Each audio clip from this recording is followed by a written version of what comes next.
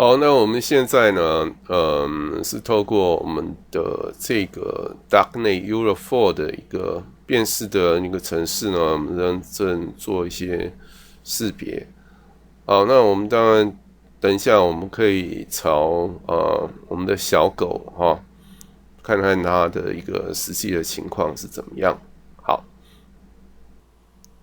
小狗就在我们的旁边，不过它这个时候所辨识到的，它并不是把它辨识成为狗，因为可能角度的关系，它是目前是把它辨识成猫。那我们稍微将我们的摄影机，待会我们调一下角度，它有几个角度是辨识为狗。好，那 OK，这个我们把摄影机的位置把它转移之后，它大部分都是把它辨识成为狗，大概它的辨识率也有在80%以上，甚至到90%以上。那狗旁边的2个碗也都有辨识成功。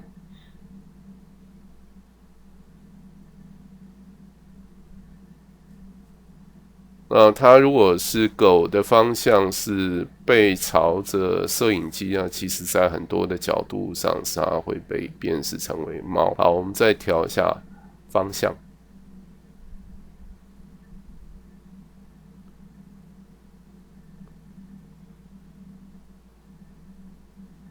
好，这个角度的话，其实蛮多情况是被辨识成为猫的。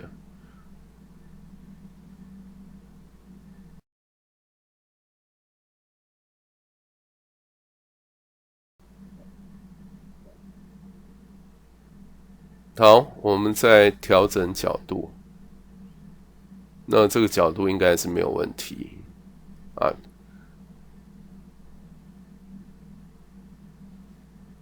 好，感谢我们的小狗。